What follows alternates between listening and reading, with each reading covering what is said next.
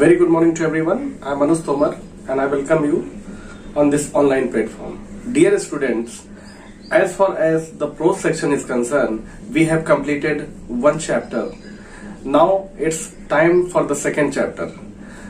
I would like to introduce this chapter. The name of the second chapter is Lost Spring and Stories. इसको और एक पूरा अगर title हम देखें तो Stories of a Stolen Childhood. तो अनीस जंग जो कि एक फीमेल राइटर है, उन्होंने लिखा है and she is very much connected to India as well as USA. तो आइए इनके बारे में देखते हैं. Anees Jung 1944, she was born in 1944, studied in India and the USA. तो दो जगह इनकी पढ़ाई वगैरह हुई, दो जगह इनकी पढ़ाई हुई और इंडिया में और यूएसए में.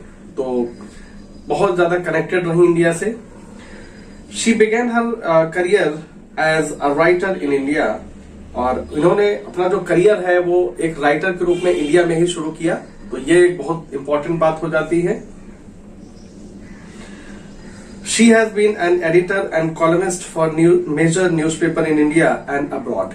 और दूसरा इनका एक सबसे इंपॉर्टेंट काम जो रहा है वो रहा है एक कॉलमिस्ट के रूप में, जो कि न्यूज़पेपर में एडिटर के रूप में. ये आपने एडिटोरियल देखा होगा, उसमें अपने विचार जो राइटर्स रखते हैं सॉरी उनसे संबंधित रहा है एडिटर के रूप में, कॉलमिस्ट के रूप में in India and abroad and has authored several books.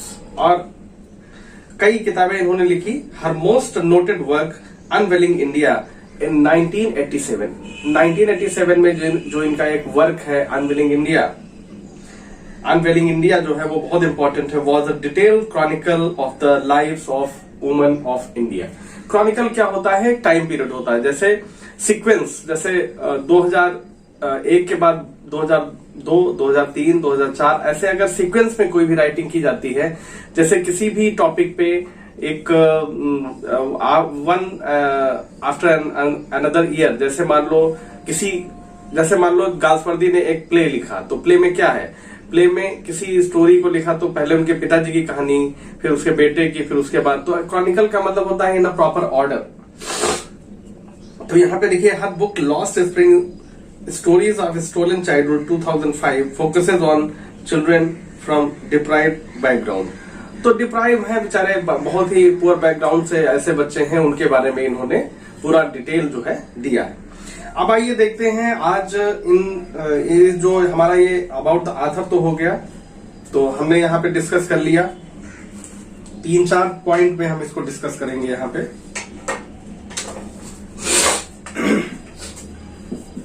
About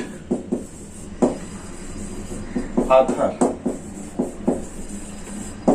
तो अबाउट ऑथर हमने कंप्लीट कर लिया है. अब हमारा जो सेकेंड पॉइंट है वो है about the characters of the story. तो कैरेक्टर्स में देखते हैं पहले क्या है. Saheb, he is a rag picker from Seemapuri, Delhi. He has simple dreams, he believes in promises made to him. तो एक कैरेक्टर है साहेब. दूसरा है Mukesh. He is a boy belonging to a family of bangle makers in Firozabad. He dreams of breaking away from tradition and becoming a major mechanic.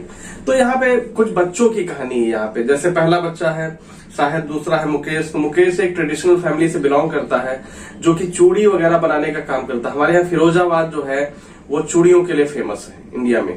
तो वहां से हटके वो दूसरे काम में लगना चाहता है, मोटर मैकेनिक बनना चाहता है. द नरेटर अनीस जंग, she is a social worker who emphasises with the slum dwellers and honestly portrays their pitiable lives. और यहाँ पे तीसरा जो कैरेक्टर है वो खुद नरेटर ही है.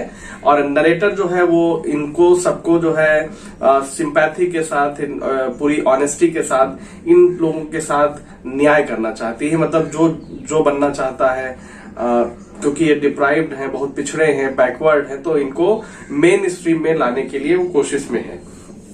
नेक्स्ट देखिए हमारा है कैरेक्टर स्केच. तो इसमें देखिए, these excerpts are taken from the author's book Lost Spring, Stories of Stolen Childhood. तो ये जो लॉस्ट स्प्रिंग है, this is the part of stories of stolen childhood, ये उसका एक पार्ट है। जैसे क्या होता है कि बहुत सारे राइटर बहुत बड़ी बड़ी स्टोरीज लिखते हैं, बहुत बड़े नॉवेल्स लिखते हैं, तो हम पूरा तो उसको सिलेबस में शामिल नहीं कर सकते, तो we just take some part of that novel और story and we give a name to that part, और उसको एक नाम दे देते हैं। जैसे यहाँ पे नाम दिया गया है लॉस्ट स्प्रिंग। तो यहाँ पे देखिए the chapter is divided into 2 parts, continuing the author's first-hand experience with poverty and traditions prevailing in some parts of India. अब यहाँ पे जो राइटर है वो बहुत ज्यादा कंसर्न है with the poverty of these slum children, and she focuses and she tries to provide her services by which they had some betterment in their lives. तो बहुत एक इम्पोर्टेंट चीज है, बहुत एक अच्छे से चीजें रखी गई हैं राइटर के द्वारा। The first part described the plight of the poor rag pickers of Simapuri. The second part described the miserable condition of the bangle makers of Firozabad. तो यहाँ पे हम डिटेल में जब बात करेंगे तो हम अलग तरीके से बात करेंगे, लेकिन यहाँ पे क्या है कि this chapter has been divided into 2 different parts, and the first part focuses on the life of Sahib and the second part focuses on life of Mukesh. क्योंकि मुकेश जो है वो एक बेंगल जो बनाने वाले परिवार से बिलोंग करता है, and he does not want to continue with the traditional life style which his family has lived. तो यहाँ पे उनकी जो फैमिली है वो किस तरह से क्या है करती है, वो पूरी लाइफ वो जीना नहीं चाहता है। वो चाहता है कि he wants to break the boundaries and fly under the open sky, means वो चाहता है कि खुले आसमान में वो जिंदगी जिए, जो उसका मन है वो करे। तो यहाँ पे क्या है कि in this chapter we have 2 different ideas represented by the writer.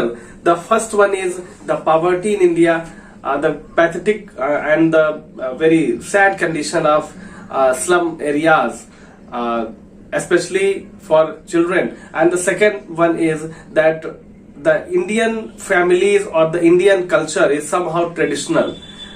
मतलब यहाँ पे है कि जो काम करता है वही काम उसको दिया जाता है। जैसे मान लो किसी के घर में कोई काम किसी चीज का होता है तो वही काम उसको दिया जाता है। तो यहाँ पे आज हमने डिस्कस कर लिया अबाउट द राइटर। दूसरा हमने डिस्कस कर लिया यहाँ पे कैरेक्टर स्केच,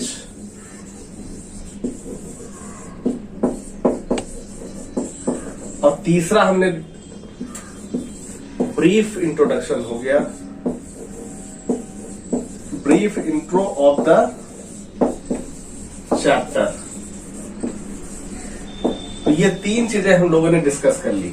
तो यहां पे देखिए अबाउट द राइटर हमने डिस्कस किया, क्योंकि about the writer is very important, because if we don't have any idea about the writer we can not easily understand the concept of the chapter, कि क्या कहना चाह रहा है राइटर। तो ये आपका हो गया एक पॉइंट। और सबसे अच्छी बात है कि the writer is emotionally connected to India as she studied in India. So this is the main turning point in the representation of the writer. एक पहला तो ये हो गया। दूसरा जो पॉइंट हमारा है कैरेक्टर स्केच की बात अगर हम करते हैं तो वी हैव 3 कैरेक्टर स्केचेस। पहला, दूसरा साहेब और मुकेश, तीसरे नंबर पे नरेटर है। तो 3 हमारे बहुत इंपॉर्टेंट कैरेक्टर्स हैं और इनको ही पूरी the story revolves around all these 3 characters. ठीक है, मेन तो 2 ही हैं, नरेटर तो मान लो रिप्रेजेंट कर रही है अपने आप को, और तीसरे नंबर पे जो है वो एक स्टोरी है किसके बारे में, it represents the poverty and pathetic condition of the children who belong to slum areas. And the second important thing is that we are very traditional as far as our thinking is concerned. और जो हम लोग करते हैं, जो काम लगभग वही काम हम लोगों को वो पेरेंट्स चाहते हैं कि वही करें या फैमिली मेंबर्स चाहते हैं। ये एक बहुत बड़ी प्रॉब्लम इंडिया में रही है and this is continue for years. ऐसा नहीं कि आज ही आई है, ये बहुत पुराने जमाने से चलती आ रही है, क्योंकि यहाँ पे बच्चों को उतना स्वतंत्रता नहीं मिलती है। ठीक है, तो ये नहीं होना चाहिए। यही चीज राइटर ने रिप्रेजेंट किया है। तो बहुत ही एक इंटरेस्टिंग चैप्टर है और हम लोग इसको डिटेल में देखेंगे नेक्स्ट जो हमारा पार्ट होगा इसका।